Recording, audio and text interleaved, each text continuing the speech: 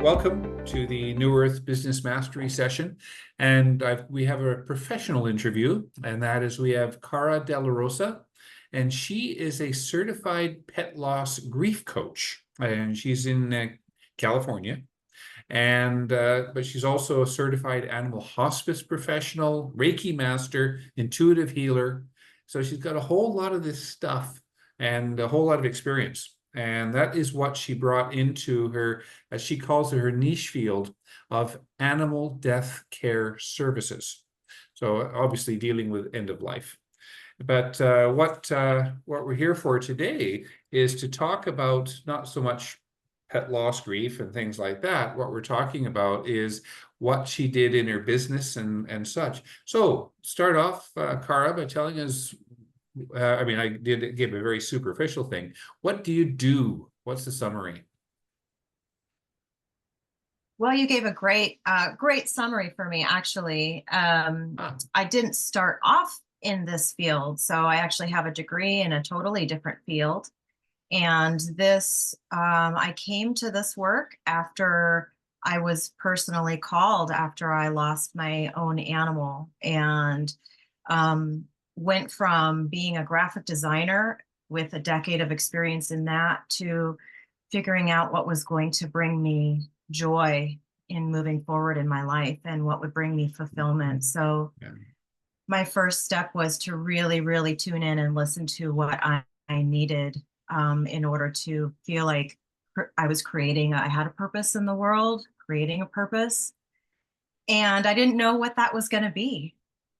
So it came out of my own grieving process, but I knew that I wanted to work with animals. So that was the first thing, was what was it that I wanted to do? What would bring me joy in my life? And in those quiet, reflective moments, what came to me was, I want to work with animals. I want to figure out how to incorporate that into my daily life moving forward. And so I started exploring, what did that mean? I ended up moving to a city where I'm at now that has one of the only vet tech programs in person. And I thought, well, I'll start off there. I'll start taking classes and see if I want to become a vet tech.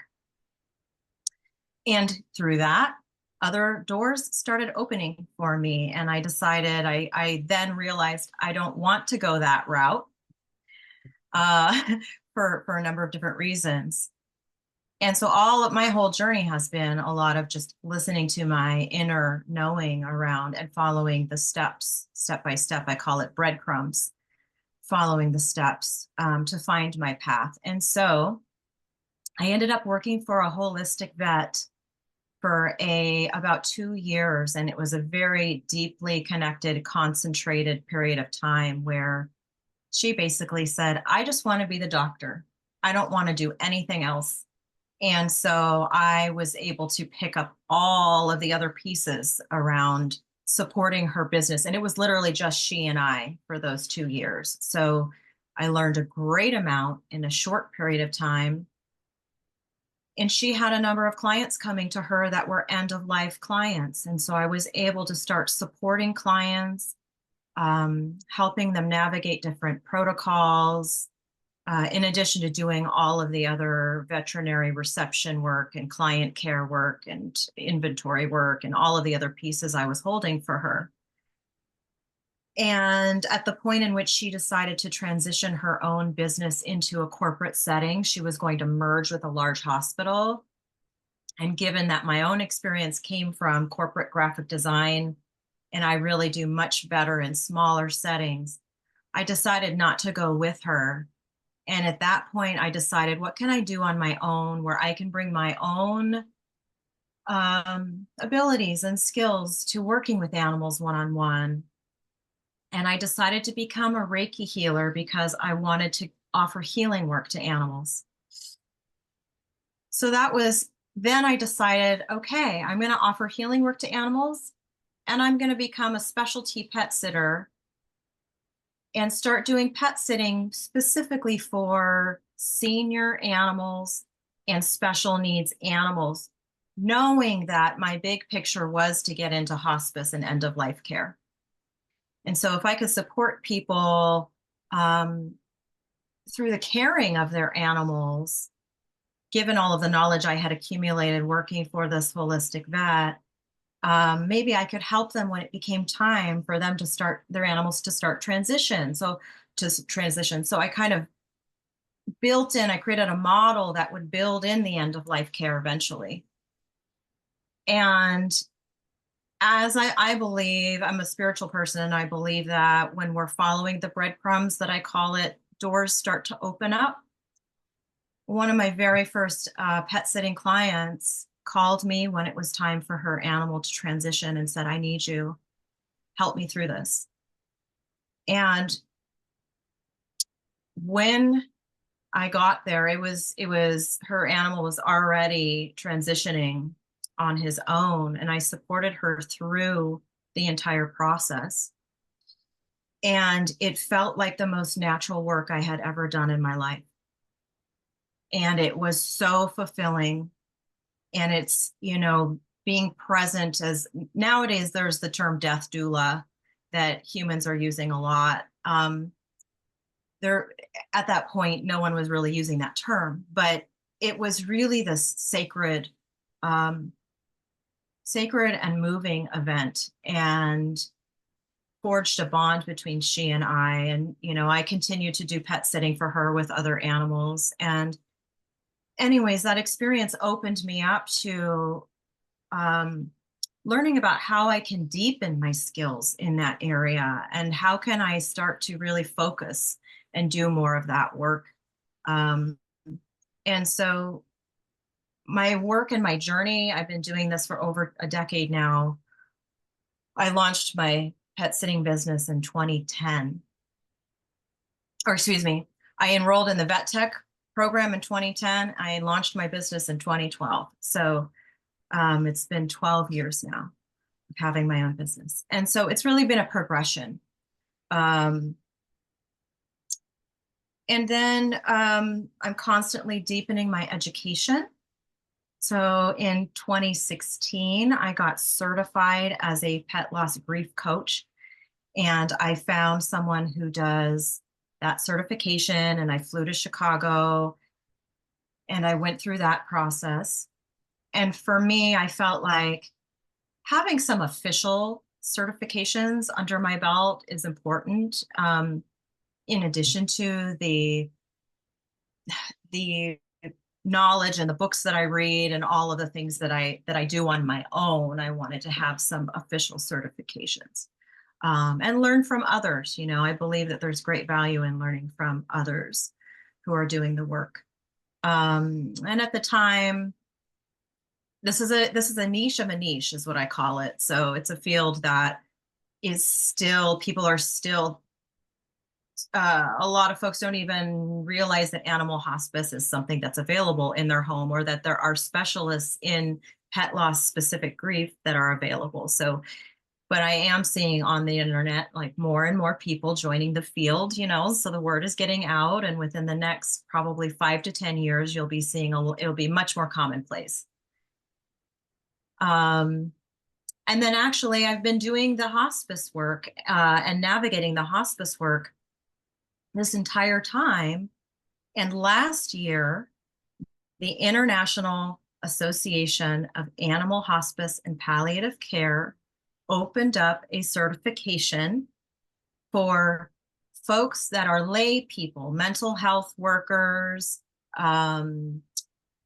just lay people other than veterinarians and vet techs. So prior to last year, only a registered vet tech or a veterinarian could take their certification course. And so I had been waiting and waiting and waiting and waiting. And they finally opened up the certification, and I was the first person to hop on and do the certification, and the first person to complete the certification. And so I did that last year just so that I could officially say I am a certified animal hospice professional, and kind of add that to my certifications. And I think behind me on the wall, I've got my certifications. I've got my Reiki Master certification, and the other two that I mentioned. Yeah. Do you think that was important, Cara, to your clients? I think that it was important more to myself because there was a part of me that wanted the official certifications. I've heard a lot of people say, like, you know, experiential work, your experience is valid and important. Um, but I felt more comfortable having official certifications. And certainly because I'm working in the periphery with the veterinary community, which is very much around, they want to know, the first question is, well, who are you? What credentials do you have? It's really hard for me to go, well, I started here and I did this and I did that and I did this. They want to know, it's so much easier to say, I'm certified by blah, blah, blah. And so for that, it lends a little bit of additional credibility. And it's easier for me to navigate my conversations with veterinarians because they come from such Yeah. a scholastic Yeah, background. I can see that, as in, yeah, when you come to an unfamiliar veterinarian, it's Mhm. like, yeah, I'm Cara and I've got, see all these certificates, as you Mhm. flash them in front, sort of, I think. See, for a veterinarian, and here's a great example. My wife and I both took the acupuncture course. And then I went to the work. We both did the exam, so we passed it. And then, but I did the case studies and things. So I became certified. My wife said, "I'm not going to bother doing that." And in our situation, she could do acupuncture just as well as I could, and the clients don't ask in our situation, right? Yeah. And you're probably, for your clients themselves, it's the experience and your ability to tell them what you do is more important. But for credentialing to another professional that you're depending on to get a referral from, yeah, Yes. I can definitely see the value in that from that angle. Yeah. Yeah. And I work with the mobile vets in my area, and I have vets that refer to me that it didn't matter to them that I had taken this certification this year because I've been working with them for, 7 and 8 Right. years. Yeah. And they've been referring people to me because they get the constant feedback that they get from people is, oh, thank you for that referral. We worked together and it was, I always have positive feedback coming back to the vets who refer me. So, and from my clients, so it's like the testimonials speak for themselves. Um, but yeah, and that's a really nice feedback loop and relationship because then the vets are like, we trust this professional, we refer to this professional, and then the clients come back to them and say thank you, and then it keeps the referrals coming. So our veterinary community where I live is small and I mean relatively small. We're the largest city north of San Francisco, but still relatively small. And um, it's a small community. It's important to build a reputation. And so I learned that process of building a reputation from the ground up when I started my pet sitting business. At the height of my pet sitting business, we were in the top three of professional pet sitters in my area. And we started with 0 clients and built our business that way.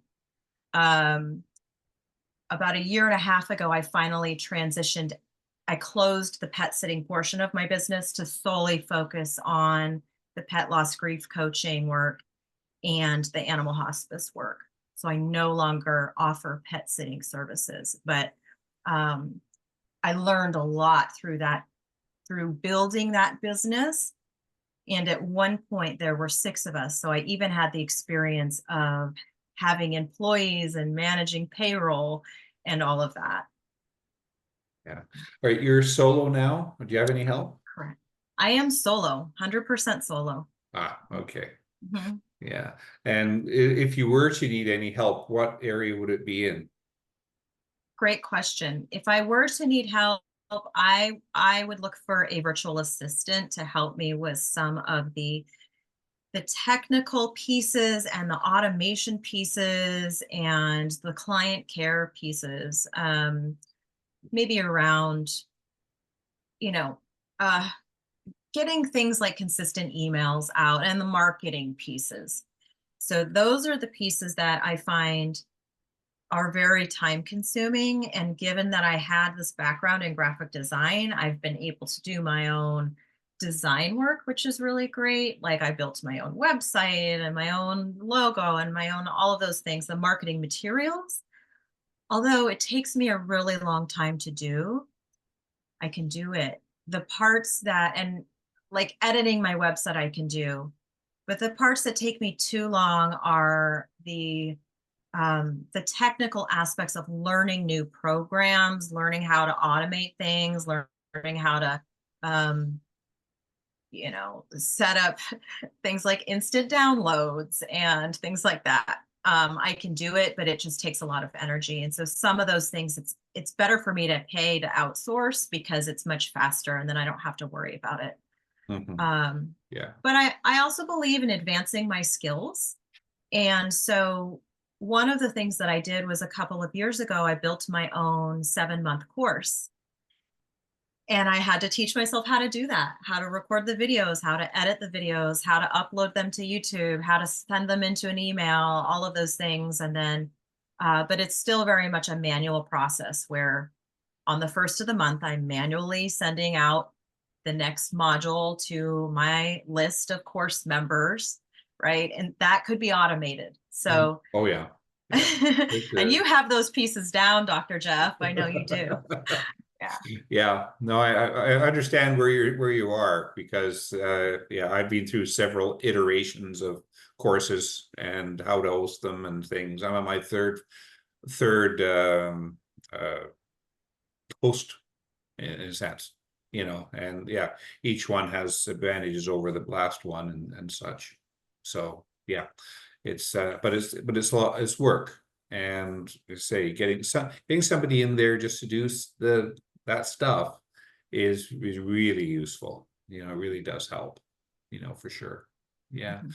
Okay. So I mean, you've got something that's running good. Are you having fun? Yes. Absolutely. I Yeah. couldn't, when I'm grateful for the experience I had coming from one career that, I mean, I went through college and got a degree in that field, a BFA in graphic design, and then worked in that for a decade. And I have the ability to have the contrast between what I was really unhappy in and I knew that I wanted out of that and it wasn't feeding me and wasn't fulfilling me, to be able to have the choice to create something from the ground up that really did feed me and feel like my soul's purpose and fulfill me. And although it's heavy work, it's emotional work, it's extremely rewarding and fulfilling, especially to be able to see and receive people's feedback and see them literally move from a state of uh, deep grief into finding integration and joy again in their lives, and supporting people through the really difficult emotional pieces. It's extremely rewarding, and it feels really good to be making a difference in people's lives. Yeah, you've got the passion and you're using it, being able to get out there. I mean, you took this thing from zero to where you are today. What was the biggest challenge that faced you that you was most difficult? Well, I would say that I still am facing the biggest challenge, which is um, that the general population doesn't understand that or know that my services exist. So Yeah, educating the public that animal hospice exists and that pet loss grief support exists. And a lot of the veterinarians, don't even, I would say, getting into the vet clinics and getting those referrals and letting them know, being able to get in touch with the vets to let them know that these services exist to support pet parents, not just locally, but around the country and around the world, that the mhm, grief coaching work can be done virtually. yeah, So expanding my marketing reach has been the biggest challenge.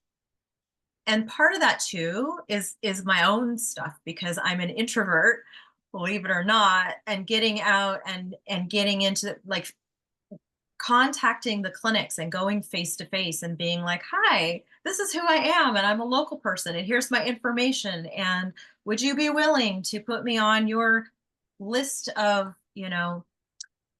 euthanasia services? Would you be willing to, like, asking them, would you be willing to hand out my cards? And would you be willing to tell people about me? That's the part that it's hard for me to get over, is, Mhm. you know, but I am doing more and more public speaking, and I'm enjoying that aspect of it. It's just, um, so, growth happens when we get outside of our comfort zone.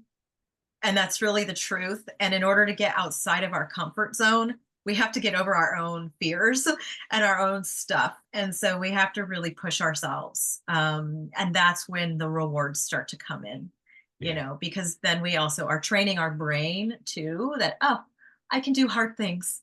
Okay, I did this scary thing. My heart's beating really fast and I didn't die, you know? Um, Yeah. yeah. We had a similar incident with Joanne, who's a canine massage therapist. And like she said, the telling people that this is actually a profession was the thing that challenged her, so she was giving talks with the Chamber of Commerce, with the Rotary clubs, anywhere she could, and another thing, and this is something you could consider, is doing a presentation at vet hospitals on a lunch break. Yes. Lunch and learn is what they call it in the drug company land. But the idea is you just getting your feet in there, and that way they can put a face to, oh, she does that, neat, and then let it build organically from there. But yeah, there's getting your message out is difficult, but you're, like I say, you're going both routes. You're doing local, and you're trying to go around the world, so to speak. How much of your business is out the local area? Is there much? I do have, so depending on the different aspects of my business, if we focus on like the specifically grief coaching work, I have clients that are out of state and clients that are in state and clients that are local. So, and I actually have an in-person office that I can do one-on-one with, or I do Zoom meetings all the time. So I've worked with people around the country, and I've had people from around the country join my pet loss course, which is always neat for me when there's people from other states, in the Yeah, course. yeah, that'd be neat that way. Yeah. Yeah, for sure. Mostly my animal hospice work, a lot of it is in person because whenever possible, I like to be able to see the animal in person. I have done some of it remotely because I'm an energy worker. I can read energy and look at the animal through the screen and kind of evaluate what their energy is doing and support people around quality of life assessments and things of that sort. But it's always much more efficient and much more practical in person when possible. Yeah. Oh, neat. Yeah, so that adds another dimension to it when you can do that, Mhm, for sure. mhm. Yeah. So if I had a dream about getting into pet grief business, um, what would you suggest is the path to get there, now that you've gone through what you have? Well, I think that you have to have um, an understanding of. Uh, I think it's helpful and beneficial to have a personal understanding or experience with loss, so that you can really um, relate to your clients, um, and know, kind of have an idea as to some of the challenges they're feeling, or um, and I'm actually someone who has a lot of history with grief and loss in different aspects of my life that,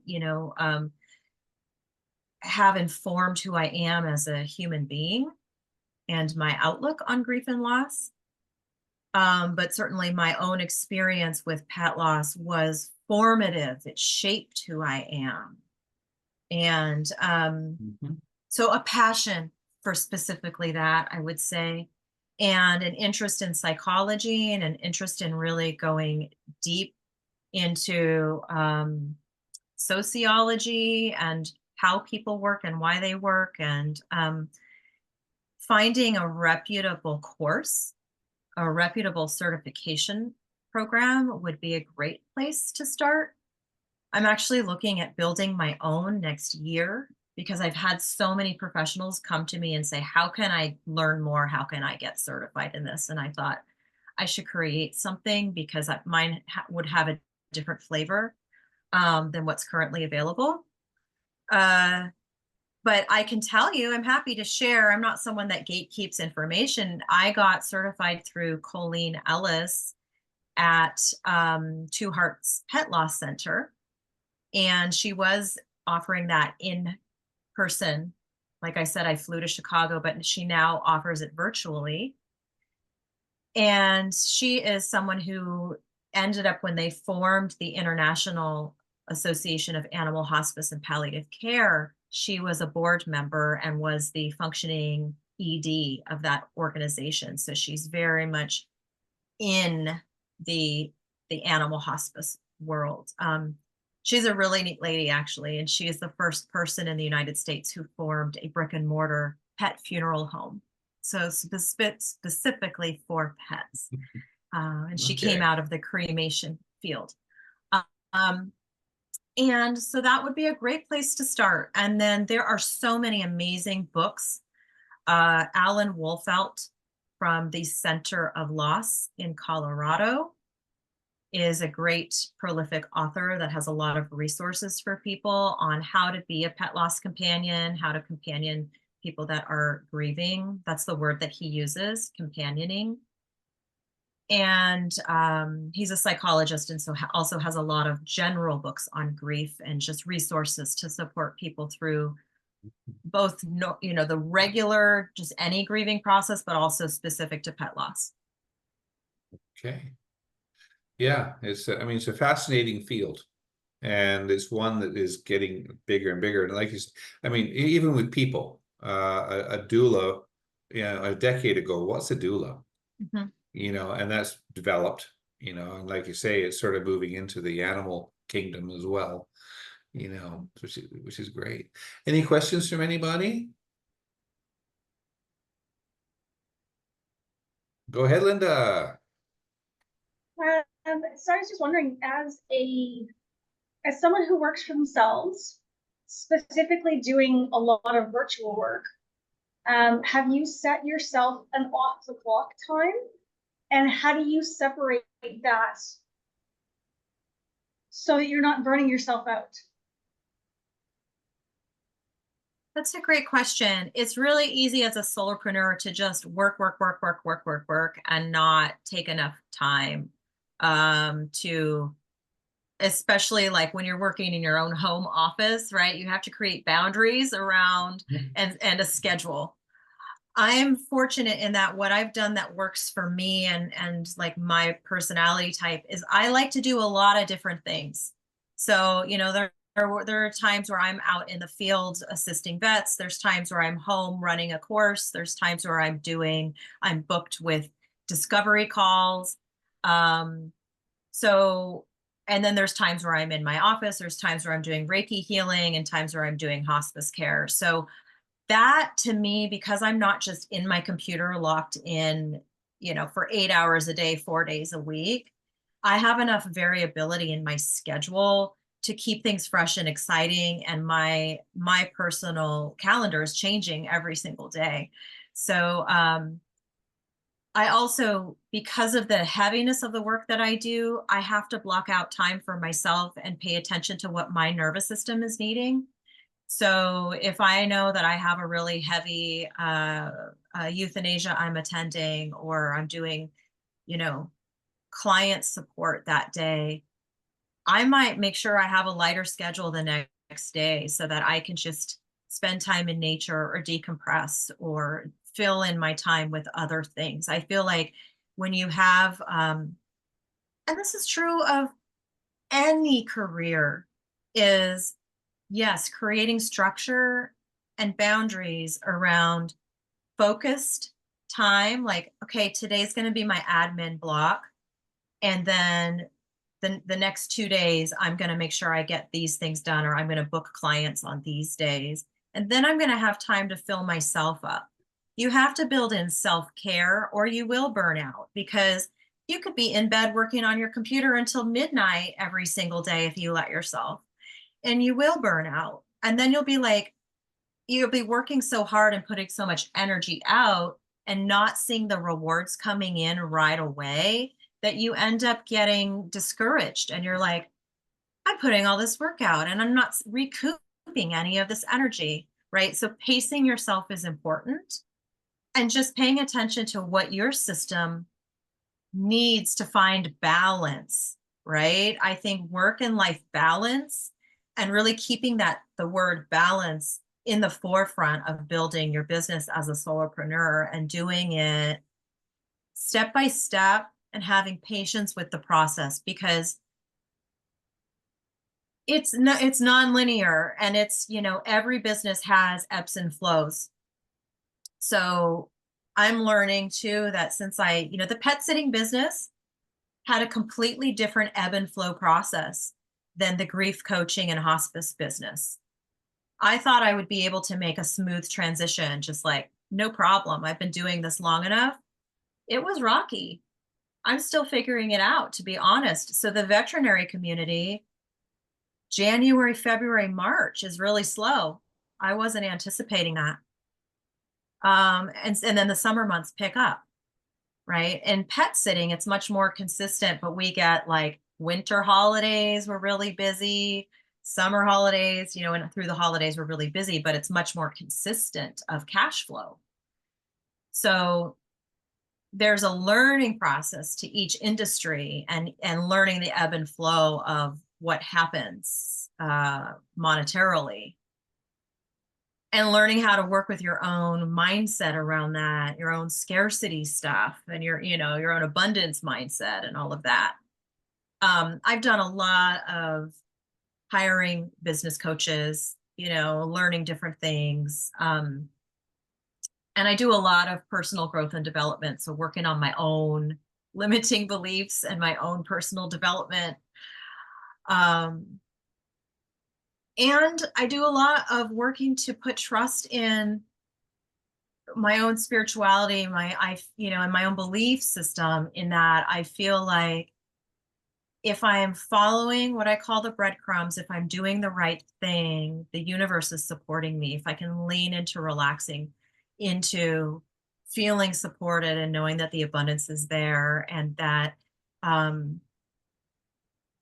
that there's a cycle of being of service and receiving, right? There's a cycle that is always coming back to me if I can relax into the flow of it.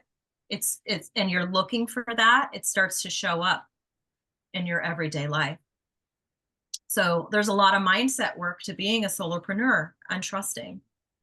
And that's a constant ongoing thing. I'm not someone that has a huge savings. I'm someone that's just doing this. I'm doing this out of, the passion and the love that I have to give. Yeah. Yeah, it's very easy to, I guess, as you say, work till midnight every night. And because the work's always there. Mm-hmm. That's not the problem. The problem is, gee, I've got to set off this time, So similarly, what I do, as in this coming weekend, I booked 3 days off so I can go, as I call it, play on a tractor, move logs around, and do some trimming, and it's just getting outside, doing that stuff. And yeah, I'll probably do a little bit of stuff for a couple of hours each day, because I'll probably need to.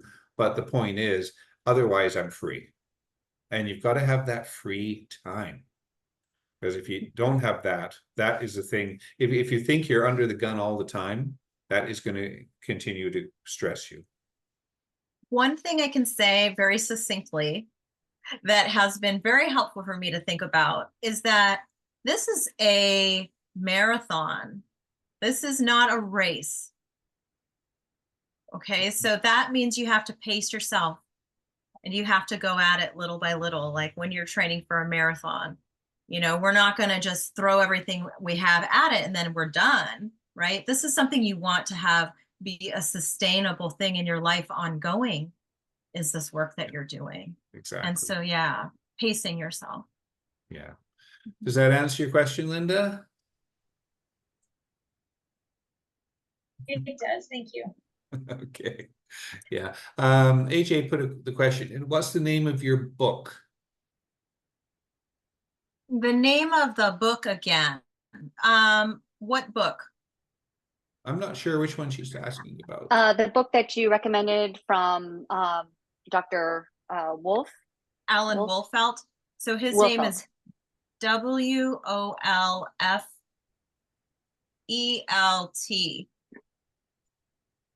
And you can look up the Center for Loss. Okay. He has a number of books. So if you go to his website, you'll see all, I think one of them is, you'll look for how to companion the bereaved, or, he'll have all of his books listed. And similarly on my website, I have a link of books, all of the books that I love, that it's a PDF. You can actually look at all of the books that I recommend for professionals and pet parents. And it's actually separated by category too. So it's a great resource for you. There you go. You want to just put your website in the Sure. for us, Cara?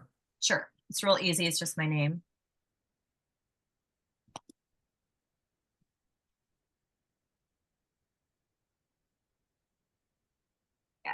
Yeah.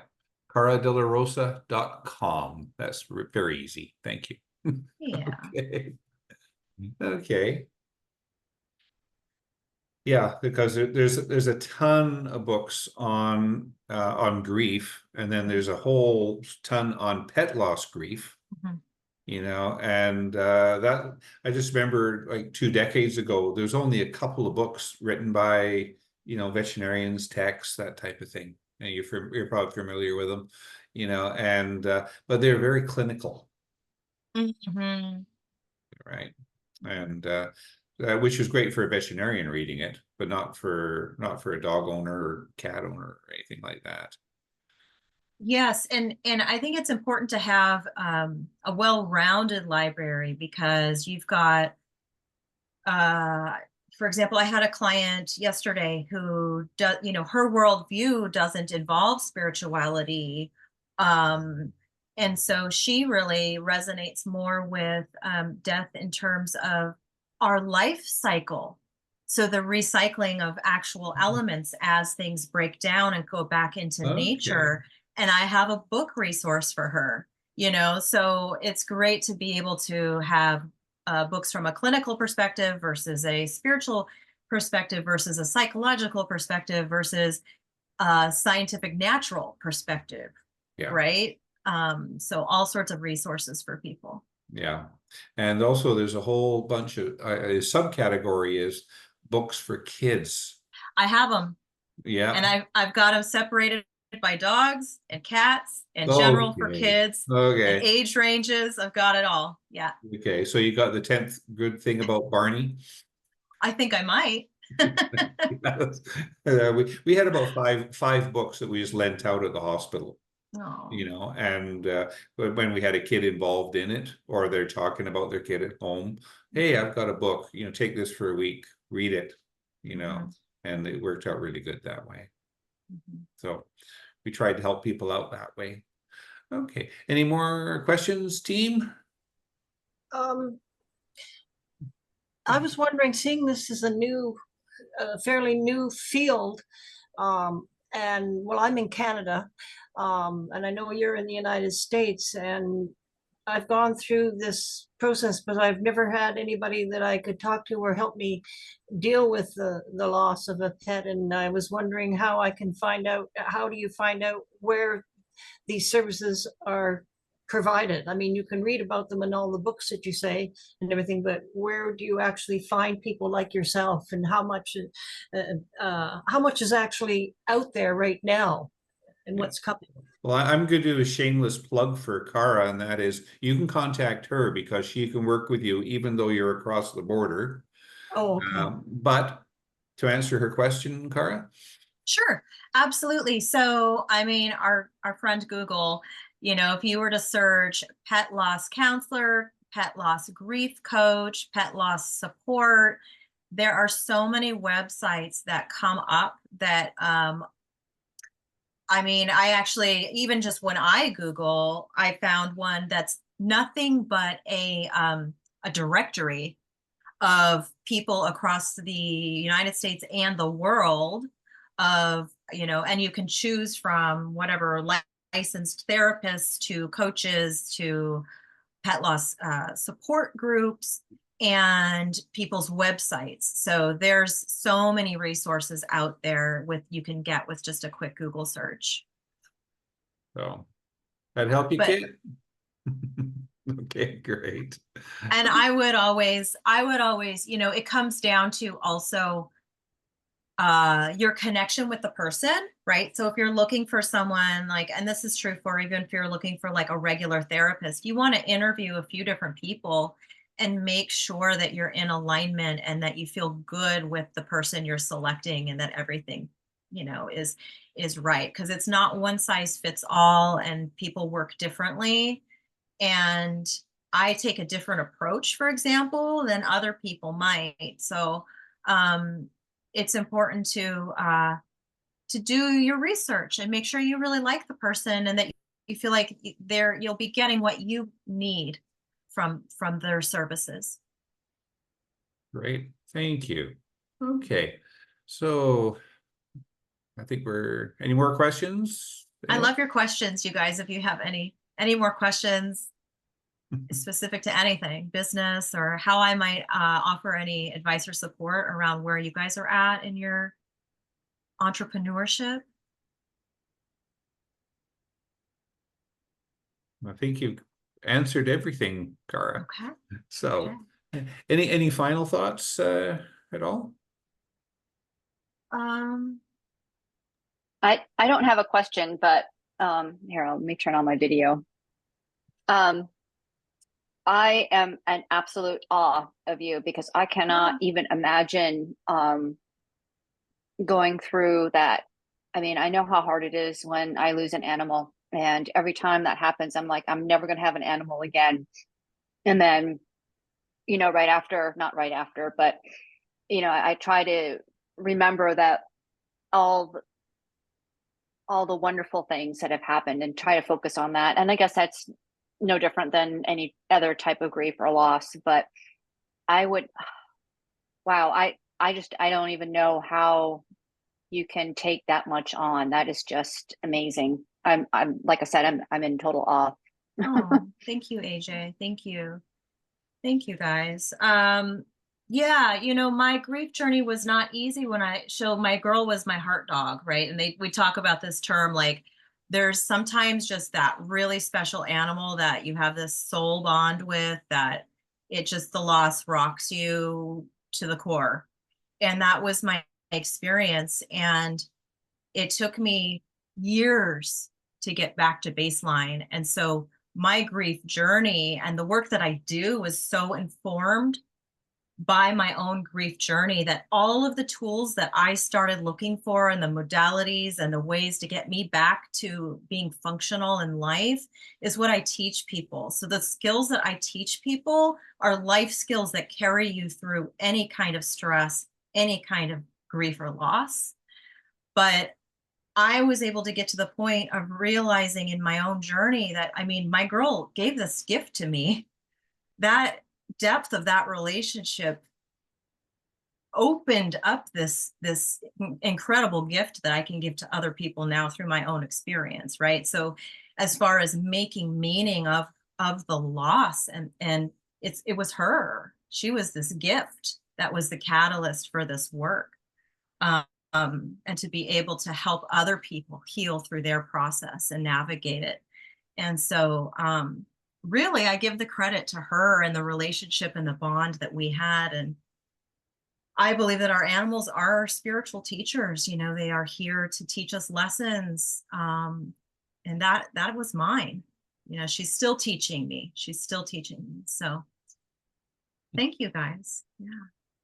Yeah, no, that's a great point, AJ, because the stress of losing animals and everything, that is, as you know, Cara, is so prevalent in the helping profession. And the suicide rate amongst vets and techs, I mean, I'm not going to minimize techs at all. I mean, they're in the same boat. I mean, it's horrible, and it's only just now being recognized. And there's I don't know if you're familiar with this site. It's I think it's called Not One More Vet. I have seen that. Yeah. Yeah. Mhm. Yeah, I think that's the word, Not One More Vet. But yeah, and that's what exactly it is. Mhm. It's a reflection of the problem that's occurring, you know, which is sort of you kind of alluded to in a bit, in a way, AJ. But the point is that, yeah, it can be very hard on people, and you have to know how to work with it and how to survive it. And in your case, you've turned it into a positive thing, and that is, hey, I can help others through this process. Mhm. And understanding that has probably helped you a lot as well. Mhm. Yeah.